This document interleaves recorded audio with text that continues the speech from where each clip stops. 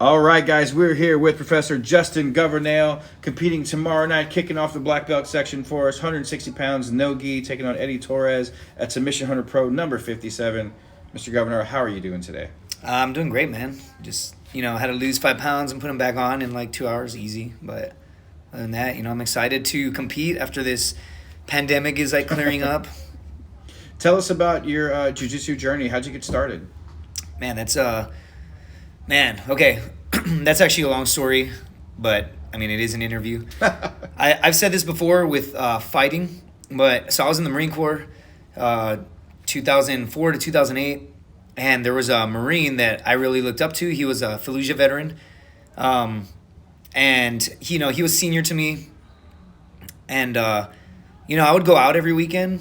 I was that guy. I was just like every other Marine. I would go out. I'd show up to work on Monday, black eye, or like scratches on my face, and everyone would be like, "What happened, idiot?" And I would get in fights just being a dumb drunk Marine. And so I deployed with this guy named Sean Stokes, and he used to fight. And so one day, when we're in Iraq, he's telling me like, "Hey man, I think fighting would be good for you." And so I tell him like, "Oh, cool." So he says, "Promise me you'll come check out my gym when you get back." And I said, "Okay, cool." And he puts his hand out. I put my hand out. I shake his hand, right? Now, I believe July 30th, right? Yeah, July 30th, 2007, we were on a rooftop, right? And all I could hear in the background, like, explosions go off all the time. Sure. And you just hear like a boom, right? Or the ground vibrates. And you kind of joke looking back on it back in the day. And you're kind of like, oh, can I swear on this? Are you gonna edit this? Okay. No, you're good. So you're kind of like, oh, haha, someone got fucked up, and it's just your kind of way to joke about it and cope with the moment because everyone's getting blown up. I got blown up my first deployment 3 times, and so we just hear a boom, and we're like, oh, someone got fucked up, and then you hear over the radio, they're doing like a casualty report, and then they said 2 angels in the sky, which is, and then they gave their kill number. Now we don't know whether you have this number that you wear. And so, they gave the unit, and then they give 2 kill numbers. Well, one of them was misreported. He ended up making it, but then unfortunately, like 3 years later, took his life. But they give these 2 numbers, and it was the hooch right next to us. And every day after patrol or when we'd get back from a mission, we would just kind of go into their hooch or vice versa, and I would always sit with Sean Stokes. And so, we start wondering, like, who do you think it was? I deployed last year with this guy or this, and we start playing the numbers game. Do you think it was so-and-so? Do you think? And so we get back from the patrol, or from the mission, these dudes come in, and, I'm sure there's other vets watching this, right? And I had never experienced losing someone, like, close to me.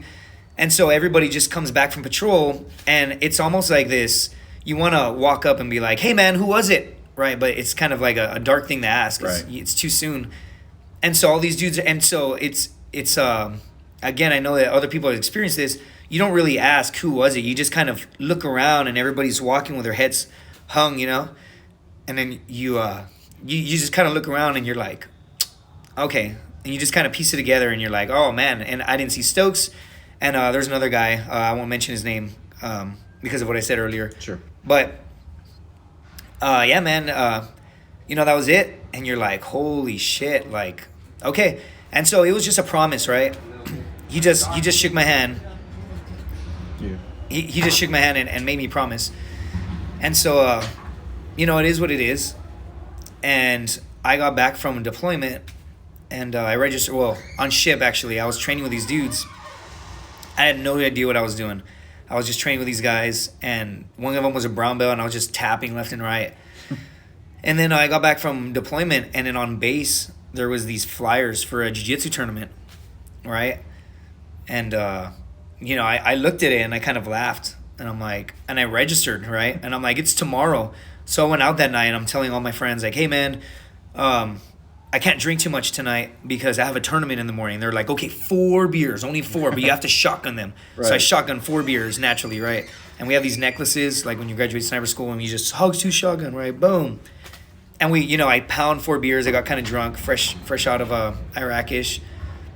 And then I register for the tournament, and I show up the next day and I lose all my matches, right? But I did well, you know. I didn't get submitted, but you know, I lost some points and I lost all my matches, and I had no coach, nothing, right? And then one of the coaches is like, "Hey man, you're pretty decent. Where do you train at? You know, you're a tough kid." And I'm like, "Yeah, I don't train. I just, you know, I do it with my friends."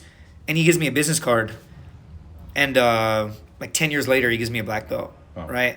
And what's cool about the Sean Stokes story is we had another coach. Their Fight Strong MMA, right, was their gym. I didn't know that this was his coach, but he would always, for years, he would come in and coach his fighters and train them. And then one day, you know, he starts telling me, you know, "Hey man, you need to move your head. You need to circle. Like you're just eating these barrages of shots that you don't need to be taking." And he's like, "It's because you're a Marine, right? Like I get it, but like you need to move, man. Like being tough doesn't win the fight, you know." And so I'm like, "Oh, okay." And then he tells me, "You know what? You remind me of one of my old fighters. He was a Marine too." It took a while for him to get through. He was thick-headed at first, you know, but you know he's one of my fighters. But man, he was a tall, handsome fella, green eyes, tattoos, and anyway, he passed in the war. And you know, he started describing someone that I knew, and I'm like, "Sean Stokes," and he's like, "You knew Stokes?" And his eyes got all watery, and I'm like, "Holy shit, dude!" And it was the day that I signed my my Bellator contract. It was like just a big day for me, right? I'm like, I fucking met his coach. I met his coach. It's really cool because he made me promise that I would start training, or at least check out the gym, and I never stopped. And you know, here I am about to compete, fucking 13 years later. Dude, that's amazing, man. It's an awesome story. How much has jiu-jitsu meant to your life after leaving the military? Dude, it's changed my life, dude. I mean, anybody watching this that trains, especially the lower belts, right? It's just so inspiring, right?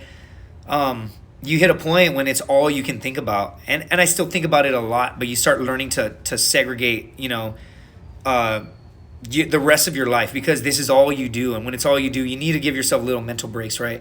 But in terms of how it's changed my life, I mean, dude, I used to show up every Monday to work with like a black eye, right? Or like, you know, scratches on my face or whatever. Now, dude, I can't even tell you the last time I was in a street fight, right? Dude, I've had guys offer me money to fight me in bars, and I'm like, I mean, dude, yeah, if you want to give me money to fight, I mean, cool, dude, but show me the money and I'm like real chill about it. You know, and then they're like, "Yeah, you're not scared of it. You're cool." And then they shake my hand, and instead of being aggressive, I'm like, "Oh, right on, man." Because, I mean, jiu-jitsu gives you power, right? And it gives you power in the sense of like, you know what you're capable of, you know what's necessary, and you know what is unnecessary, right? And it really beats that like ego out of you, man. Because, dude, after I've been knocked out in front of my friends, right?